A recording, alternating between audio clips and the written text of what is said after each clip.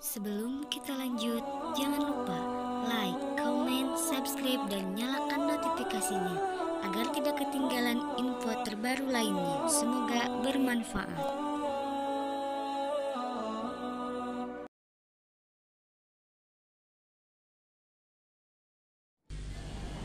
Assalamualaikum warahmatullahi wabarakatuh.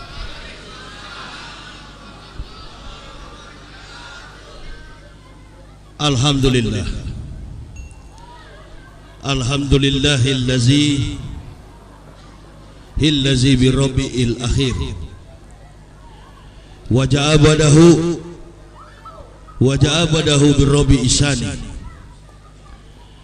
wa anzala kitaban hudan wa nuran wa ansala sab'an minal masani yahdi bihi man yarju liqa arabihi wa nailal amani. Asyhadu an la ilaha illallah rahmani wa asyhadu anna sayyidana Muhammadan abduhu wa rasuluhu rabbani. Allahumma fasalli wa sallim ala imamil abrar wal muqarribin sayyidina wa maulana Muhammadin wa ala alihi wa sahbihi al ansar wal muhajirin wa alaina ma'ahum birahmatika ya arhamar rahimin.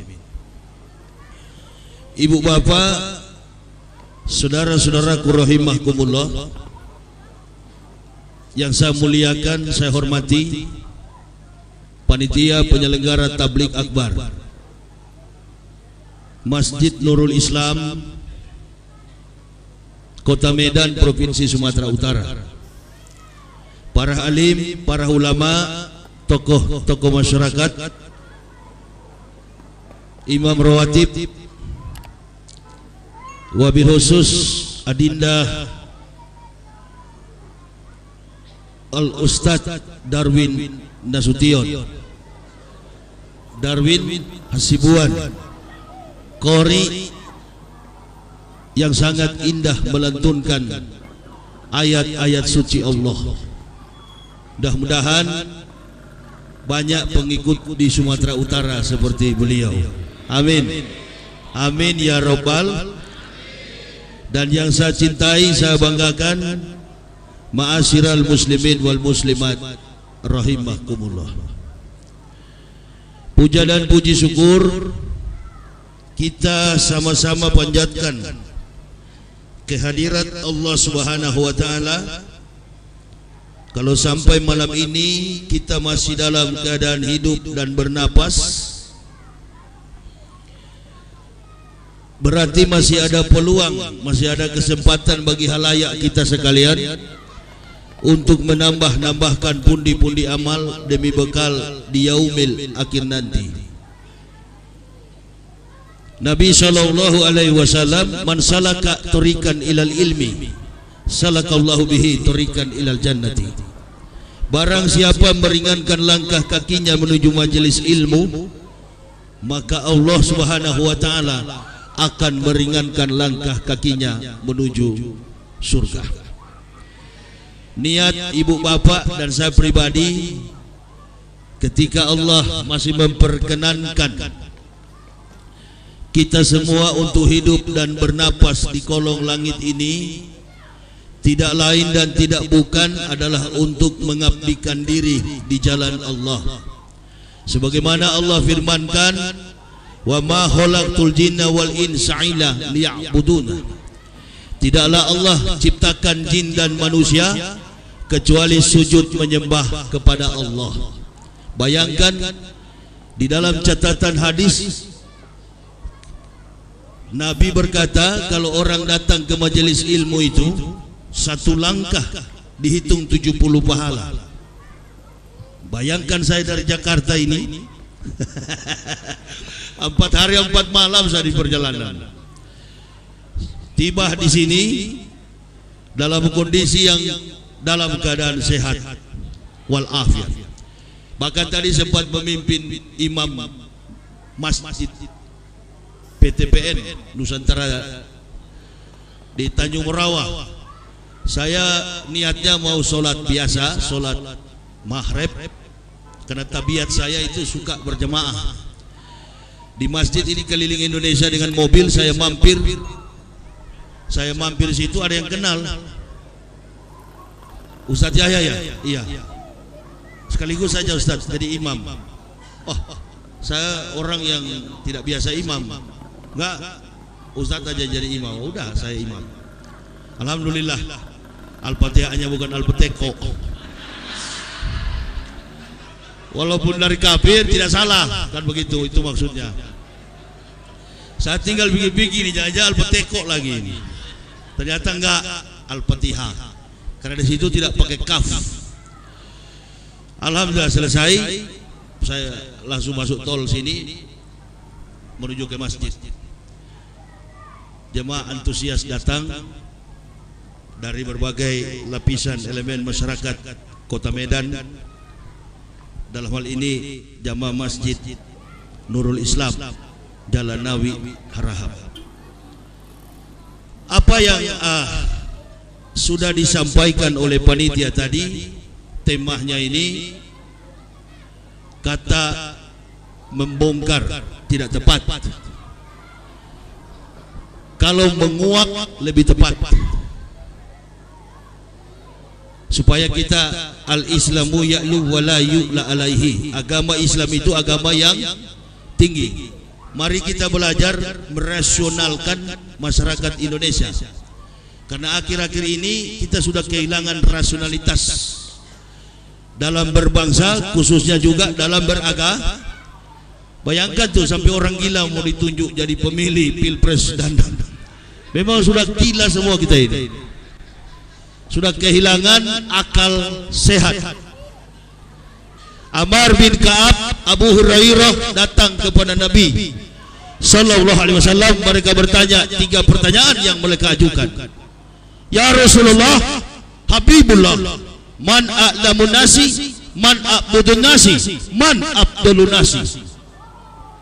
Siapakah orang yang berilmu, siapakah yang ahli ibadah, dan siapakah orang yang paling utama, afdol. Afdol itu artinya pejabat yang dianggap berkompeten, punya kemampuan mewakili etika publik. 3 pertanyaan dikanter oleh Nabi dengan 1 jawaban, al-aqilu, orang yang berakal. Tidakkah kalian tahu, kata Rasulullah, bahwa manusia diciptakan oleh Allah di antara susunan malaikat yang berakal tanpa syahwat dan binatang yang bersahwat tanpa akal. Makanya coba perhatikan, orang mukmin disebut beriman dan mereka dijamin untuk masuk surga. Dijamin oleh Allah. Qad aflahal mu'minun. Beruntunglah orang yang beriman. Itu dalam Quran surah Al-Mu'minun. Dalam Quran surah Al-A'la lain lagi, qad aflahal man tazakka wa zakara asma rabbih fasalla bal tusirunal hayatad dunya wal akhiratu khairun wa abqa. Jadi ada persamaan, sinonimisasi antara 2 perbedaan konsep ayat yang dibangun oleh Allah dalam Al-Quran. Qad aflahal mu'minun, beruntunglah orang yang beriman. Kenapa mereka beruntung? Karena mereka nanti akan menikmati surga yang penuh kenikmatan. Orang Islam artinya masuk surga. Sedangkan orang kafir digambarkan oleh Allah sebagaimana yang dilukiskan oleh Rasulullah, bahwa manusia diciptakan oleh Allah di antara susunan malaikat yang berakal tanpa syahwat dan binatang yang bersahwat tanpa akal. Bila akal manusia kalah dengan keburukan sifatnya, maka manusia 1 tingkat lebih daripada binatang. Bila akalnya mampu mengalahkan keburukan sifatnya, maka manusia 1 tingkat lebih daripada malaikat. Kemuliaan manusia lebih banyak dari malaikat. Kedekatan di sisi Allah adalah malaikat lebih dekat dibanding manusia. Jadi jangan bapak-bapak berpikir bahwa malaikat lebih hebat dari manusia. Enggak. Manusia lebih hebat, lebih mulia daripada malaikat. Kenapa? Karena di dalam diri manusia terdapat satu hal yang sangat berharga, yaitu akal. Binatang punya otak, tapi binatang tidak punya akal. Namun di sisi yang lain kata Allah, lalu kenapa Ustaz ada manusia seperti binatang? Nah itulah, karena manusia kehilangan akal. Jangan ibu bapak berpikir bahwa akal itu logika. Akal itu adalah rasio. Rasio adalah bagian daripada akal. Nilai kesucian di dalam diri seorang mukmin, perbuatan yang baik dalam diri seorang manusia, entah mukmin maupun kafir, itu adalah bagian daripada akal. Tapi manusia memang akhir-akhir ini sudah sudah sama dengan binatang, bahkan lebih daripada binatang. Ada pepatah kuno bilang begini nih, sadis, sekejam-kejam harimau, sekejam-kejam singa tidak memakan anaknya. Tapi saya dewasa ini tidak, nggak peduli. Kejahatan manusia luar biasa. Oleh karena apa? Oleh karena kepentingan. Makanya orang Islam kita mukmin, pengikut Rasulullah, berhati-hatilah kata Nabi, apabila di dalam diri seorang mukmin sudah terdapat 4 karakter. Yang pertama, karakter yang merusak hidupnya, dunia dan akhirat. Sifat yang melekat. Yang pertama adalah karakter rububiyah. Sifat ketuhanan, sombong, takabur, merasa diri hebat, merasa diri berkuasa, kemudian menyangkalkan kemanusiaan dalam dirinya. Justru dia mengangkat dirinya ibarat seperti itu Tuhan. Nah ini rububiyah. Pernah terjadi dalam sejarah, Fir'aun mengangkat dirinya sebagai Tuhan. Orang Kristen kafir menganggap Yesus sebagai sifat rububiyah. Ini kalau sudah melekat pada manusia, hati-hati. Karena yang berhak sombong, yang berhak takabur, yang berhak berkuasa, yang berhak memiliki segala-galanya hanyalah Allah Subhanahu wa taala Jalla Jalaluh. Yang kedua adalah sifat karakter apa tuh? Syaitonia, syaitan. Tidak mau kepada yang baik, maunya buruk terus. Tidak mau berlaku baik, buruk, di otaknya buruk, di otaknya rusak, maunya berbuat salah. Syaiton. Yang ketiga adalah sabuiyah. Ini adalah binatang buas. Kalau punya channel TV, channel apa itu namanya, Discovery atau apa yang satu tuh, Animal Planet. Kita bisa nonton, ada binatang buas, ada binatang yang kurang buas, dan ada yang tidak buas. Kalau kita belajar biologi dulu, ada yang disebut dengan herbivora, omnivora, karnivora. Herbivora hewan pemakan tumbuh-tumbuhan. Omnivora, karnivora hewan pemakan daging. Kan omnivora tumbuhan dan daging. Tapi yang dimaksud subuhiyah adalah pemakan daging, buas. Kalau saya nonton di channel Animal Planet itu, suka sekali saya lihat bagaimana harimau dengan tingkat kewaspadaan yang tinggi, dia tunggu mangsanya. Begitu dia dapat, dia cabik-cabik, tangan diambil, mulut mengunyah, Allahu Akbar, tangan merobek-robek. Ini yang digambarkan oleh Rasulullah Sallallahu Alaihi Wasallam. Sistematis kita menjelaskan sampai kepada konsep negara yang gila sekarang ini. Jangan dipikir kita ustaz-ustaz ini bodoh, enggak, kita orang-orang cerdas kok. Kita jangan bohongin masyarakat. Dia robek-robek sampai jantungnya, dia makan, dia cabik-cabik. Datanglah yang satu, ini bahmiyah, binatang, sifat binatang, tapi kepentingan sendiri. Yang tadi-tadinya dengan ulama, yang tadi-tadinya jalan yang lurus, akhirnya kumpul sama penista agama. Kalau tampil di TV, masya Allah, dikit-dikit lapor, dikit-dikit pakai map ke kantor polisi, ada salah sedikit lapor. Jidatnya hitam, dia tandu-tandu di aspal.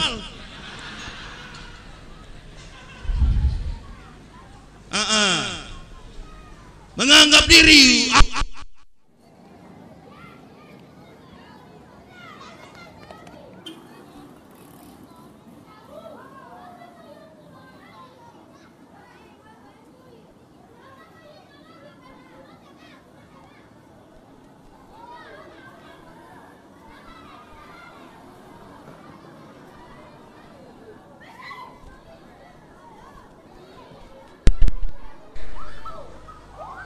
Oh tidak, makanya jangan kamuflase.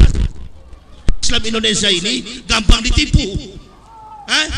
Munafik terhadap Islam. Jangan antum semua ini berlaku munafik. Saya sudah ahli di bidang itu.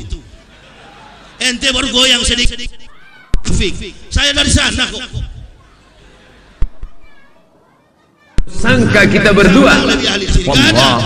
Nah ini Bahimiyah, sifat binatang yang hanya mementingkan diri. Inilah makanya umat sekarang terpecah, dan mereka ini mengaku Islam. Di pokok-pokok kayu banyak.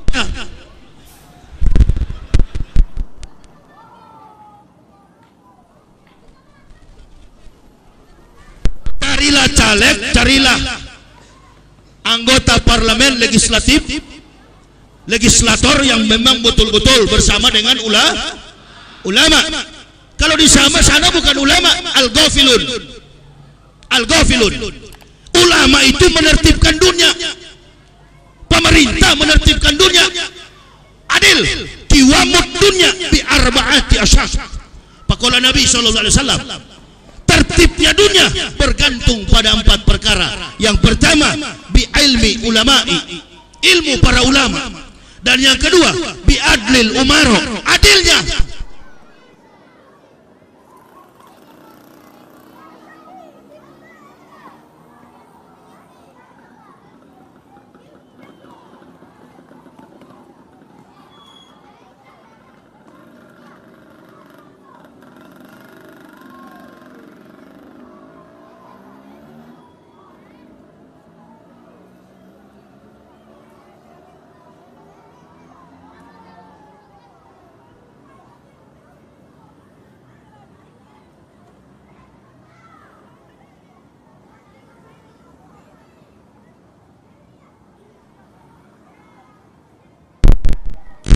Apakah ulama itu ada yang salah, Ustaz?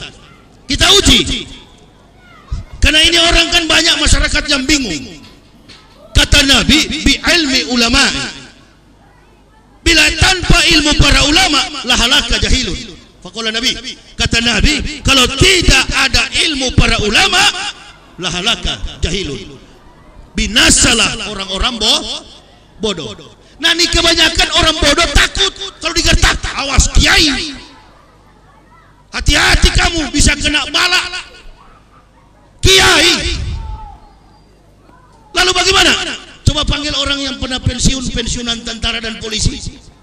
Waktu Anda jadi tentara polisi, Anda berpakaian atribut uniform, pakaian tentara, pakaian polisi. Sekarang ketika Anda pensiun, boleh nggak pakai pakaian tentara polisi?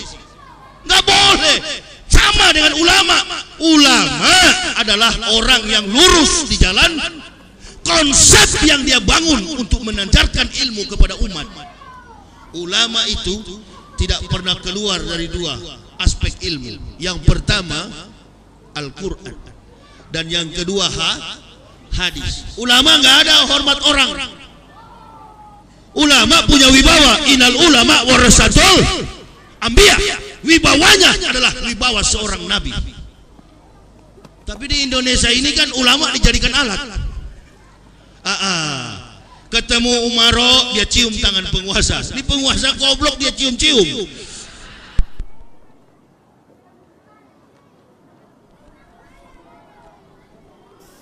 Siapa bilang pintar? Gak ada.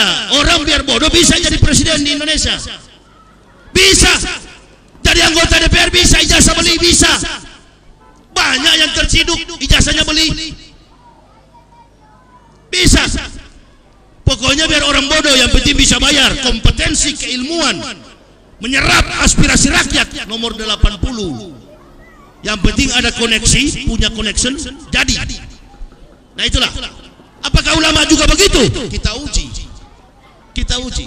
Sumber ilmu, sumber kata-kata, setiap yang keluar dari lisan para ulama, sumbernya adalah Al-Quran. Kenapa dunia bergonjang-ganjing begini? Karena ulama yang paling kaliber jadi cawapres Ma'ruf Amin itu. Apa? Jangan disebut, harus disebut. Jangan disebut. Nggak bisa. Coba, Bu. Ada nggak di antara ente ini yang janda ditinggal suami? Mana? Coba angkat tangan. Mana? Bagaimana waktu ditinggal suami? Sakit hati nggak? Sakit nggak? Begitulah kita ditinggal Pak Maruf. Logikanya sederhana. Apakah di hadis ada, Ustaz? Ada. Waspadalah dengan 3 golongan manusia di antara kamu. Isyaruh salasa asnafin minan nasi wahum. Yang pertama, al ulamaul ghafilun, ulama-ulama yang lalai. Yang kedua, wal fuqaraul mudahinun, orang miskin yang Yang ketiga, wal mutasawwifun, orang-orang sufi yang bodoh. Ini harus kita waspadai. Kalau ada ulama yang lalai, ulama yang bagaimana? Ulama yang tidak lagi konsisten dengan tugas sebagai ulama. Pernah nonton pertandingan bola nggak? Nonton pertandingan tinju nggak? Semua kompetensi pertandingan, kontestasi apapun di dunia ini selalu memiliki wasit.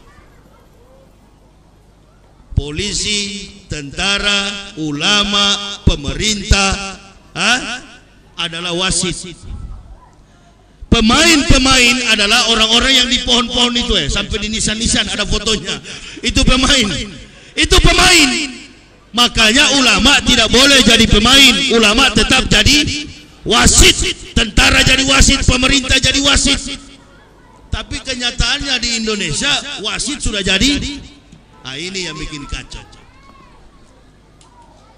Makanya Mokhtar Ngabalin bilang, kamu Rocky Gerung, kamu tidak bersyukur ini demokrasi yang begini baik. Wow.